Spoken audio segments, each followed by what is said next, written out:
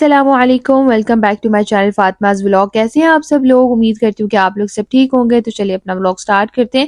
بسم اللہ الرحمن الرحیم، اللہم صلی وسلم علی نبینا محمد۔ یہاں پر ابھی ہم لوگ سب جا رہے تھے آئس کریم کھانے کے لیے، اور ساتھ میں میری فرینڈ بھی ہے، تو بس ہم لوگ سب جا رہے ہیں آئس کریم کھانے۔ اور یہ جو ہے نا، ہم لوگوں نے آج فرسٹ ٹائم ہی ٹرائی کی تھی، تو میں نے سوچا کہ میں آپ لوگوں کے ساتھ بھی شیئر کروں۔ اور یہ جدہ میں ہی آئس کریم کی شاپ ہے، بہت مزے کی آئس کریم تھی ان کی، تو میں نے سوچا میں آپ لوگوں کے ساتھ ابھی ولاگ میں ہی شیئر کر دیتی ہوں۔ پھر مجھے لوگ جو ہے وہ ڈیم کر کے کمنٹس کر کے آپ لوگ پوچھتے ہیں، تو اسی لیے میں یہاں پر بتا دیتی ہوں۔ اور کچھ لوگ مجھ سے کہہ رہے تھے کہ ہم آپ کو جو ہے وہ کمنٹ کرتے ہیں، آپ اس کا جواب نہیں دیتی، آپ نے یہ نہیں بتایا۔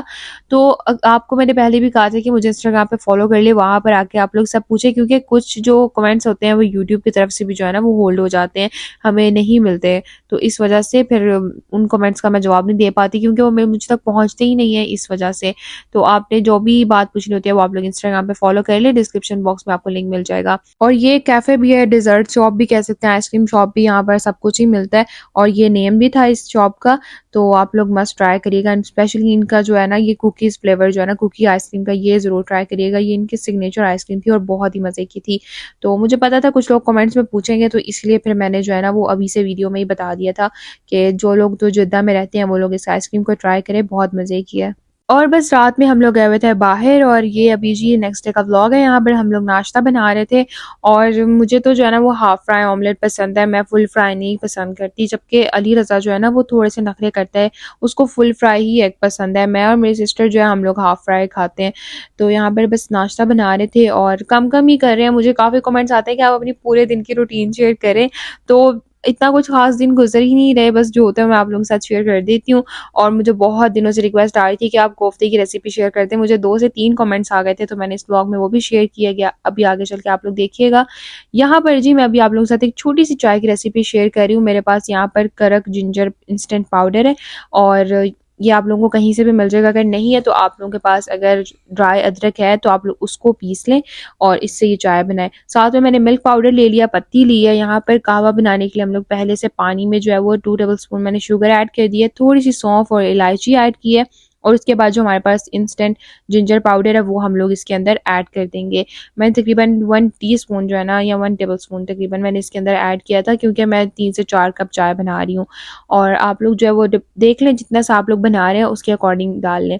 تقریباً میں نے اس کو جو ہے وہ 5 منٹ کے لیے قہوے کو پکایا تھا، الائچی، سونف اور جنجر پاؤڈر ایڈ کرنے کے بعد، اور اب میں نے اس کے اندر 2 ٹیبل اسپون پتی ایڈ کر دی ہے، اور 2 ٹیبل اسپون میں نے اس کے اندر ملک پاؤڈر ایڈ کر دیا۔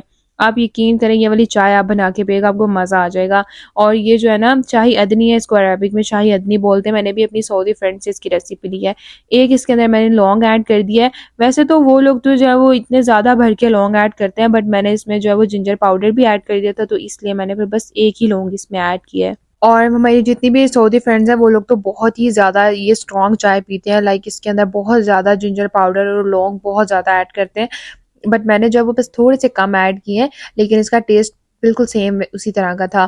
اس کے بعد میں نے 5 منٹ قہوے کو پکانے کے بعد اس میں جو ہے وہ ملک ایڈ کر دیا، فل فیٹ میں نے ملک لیا اور اس میں ایڈ کیا ہے، اور اب میں اس کو تقریباً جو ہے نا وہ 5 سے 7 منٹ دوبارہ چائے کو پکا لوں گی، مزیدار سا۔ آپ یقین کریں یہ چائے اتنے مزے کی لگتی ہے نا، جبکہ میں چائے کی بالکل شوقین نہیں ہوں، لیکن میں نے 1-2 دفعہ اپنی فرینڈ جب وہ آئی ہیں تو وہ نا میرے لیے اسپیشل بنا کر لے کر آئی تھی، تو کیونکہ یہاں پر سعودی عرب میں بہت زیادہ قہوہ، کھجور اور اس چیز کا ٹرینڈ ہے، مطلب سب بہت زیادہ یہ سب لائک کرتے ہیں، پسند کرتے ہیں، اور کچھ بھی کھائیں یا نہ کھائیں یا کچھ اور پئیں یا نہ پئیں کسی کے گھر سے، لیکن جو ہے نا وہ قہوہ، کھجور، چائے یہ سب بہت اسپیشل ہوتا ہے۔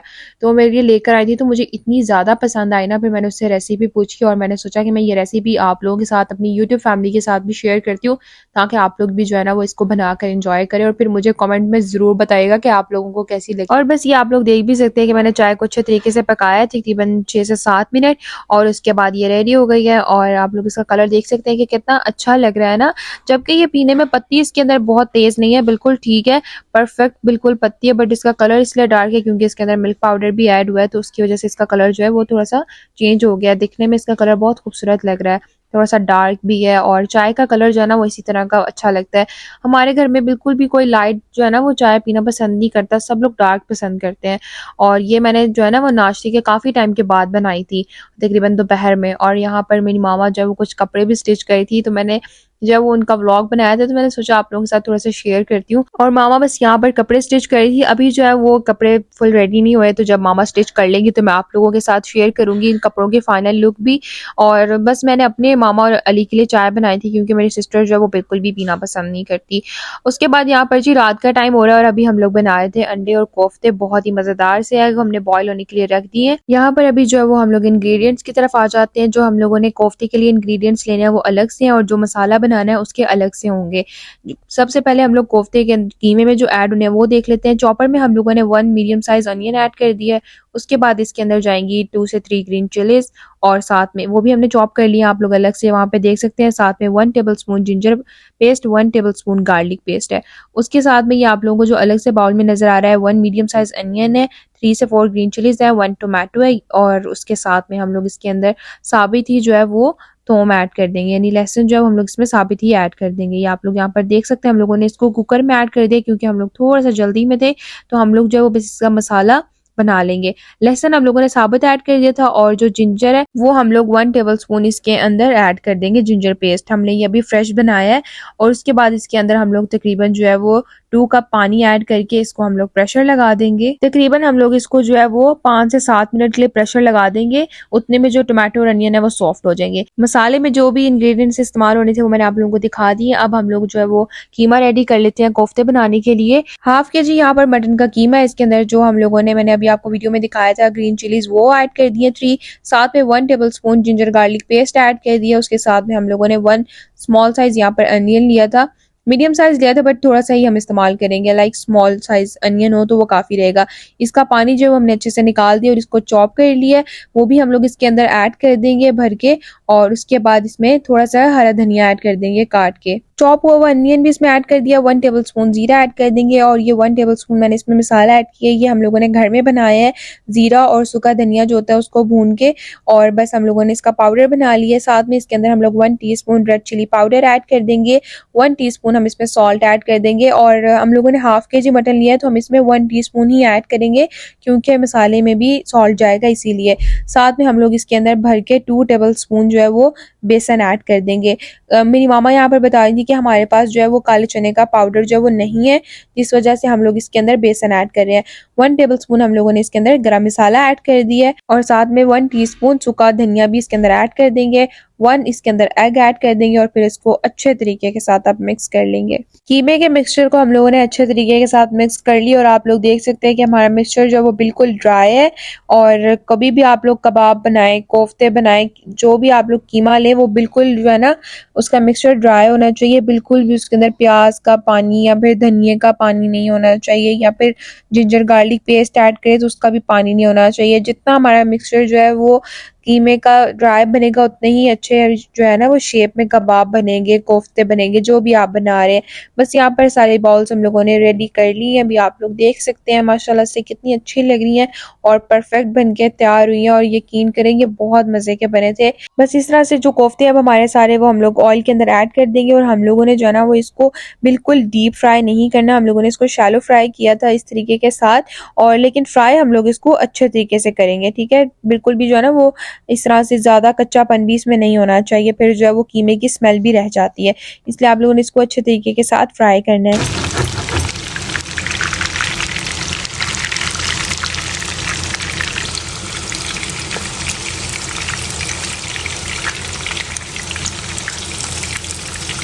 اور یہ بھی آپ لوگ کوفتوں کی بھی فائنل لک دیکھ سکتے ہیں. بس ہم نے اس کو جو ہے وہ اتنا سا ہی فرائی کرنا ہے کہ اس کا اس طرح کا کلر آ جائے، نہ بہت زیادہ ڈارک ہو نہ بہت زیادہ لائٹ ہونا چاہیے. بس کوفتے ہمارے ریڈی ہو گئے ہیں. اب یہ جو پریشر میں ہم لوگوں نے ایڈ کی تھی ساری چیزیں وہ ہیں. یہاں پر گرین چلیز کو جو ہے ہم نے اچھے سے میش کر کے اس کا چھلکا جو ہے وہ نکال دیا ہے. اب باقی سب چیزوں کو اچھے سے میش کر لیں گے، ٹومیٹو اور انین کو. اس کے اندر جو ہم لوگوں نے ثابت لہسن اور ادرک ایڈ کیا تھا وہ سب اس کے اندر جو ہے اچھے سے میش کر لیں گے. اور 1 کپ آئل ایڈ کر کے پتیلی میں جو سارے بھی آپ لوگوں نے مسالے پیچھے دیکھے ہیں، یعنی کہ ٹومیٹو، گرین چلیز اور انین، وہ اس کے اندر ایڈ کر کے اچھے سے اس کی بھنائی کریں گے تاکہ جو لہسن اور ادرک کی جو اسمیل ہوتی ہے وہ اچھے طریقے سے بھنائی کر کے ہم لوگ ختم کر لیں.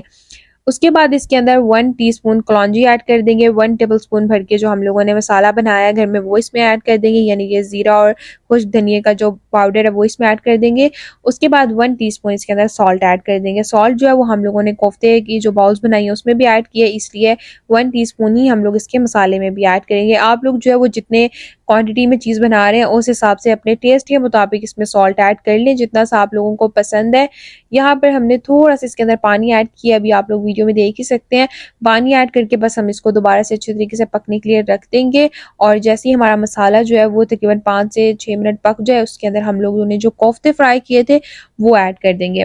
اور اب مسالے کے اندر کوفتے کو اچھے طریقے کے ساتھ پکائیں گے تاکہ جو ہے وہ ہمیشہ کی طرح, جیسے میں پہلے بولتی ہوں کہ مسالے کا جو ٹیسٹ ہے مزیدار سا وہ کوفتے میں بھی آ جائے اور اس کی بنائی بھی تھوڑی سی ہو جائے تاکہ کوئی بھی اسمیل وغیرہ نہ رہے. بس اس کو مسالے میں جو ہے وہ ہلکا سا مکس کرنے کے بعد اس کو کور کر کے رکھ دیں گے. تقریباً 5 منٹ کے لیے کور کر دیں گے تاکہ یہ بھی تھوڑے سے سافٹ ہو جائیں اور مسالے میں جو اچھے سے پک جائیں.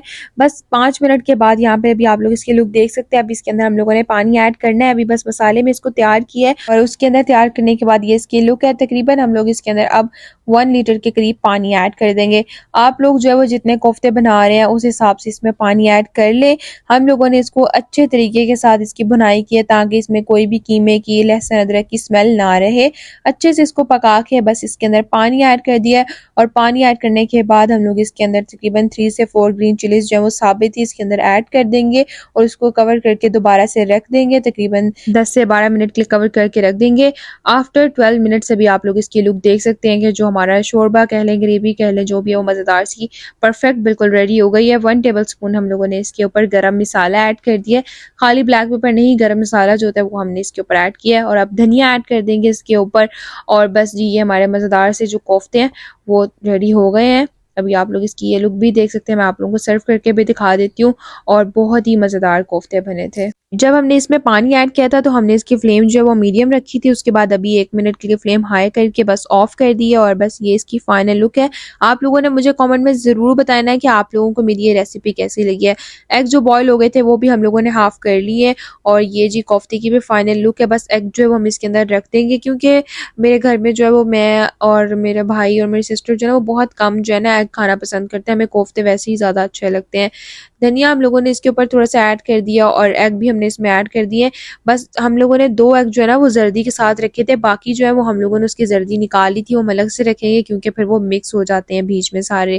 اور یہ جی آپ لوگ اس کی فائنل لک دیکھ سکتے ہیں اور کوفتے بھی دیکھ سکتے ہیں ہمارے جو ہیں وہ بالکل پرفیکٹ اور سپر سافٹ مزیدار سے ریڈی ہو گئے ہیں. اور مجھے یوٹیوب فیملی میں سے کسی نے ریکویسٹ کی تھی کہ آپ ہمارے ساتھ کوفتے کی ریسیپی شیئر کر دیں, تو میں نے آپ لوگوں کے ساتھ ڈیٹیل کے ساتھ شیئر کی. اور جب بھی میں کوئی ریسیپی شیئر کرتی ہوں میری یہی کوشش ہوتی ہے کہ میں اگر کر ہی رہی ہوں تو تھوڑی ڈیٹیل سے کروں تاکہ آپ لوگ سب جو ہے وہ اس کو انجوائے کر سکیں, بنا سکیں.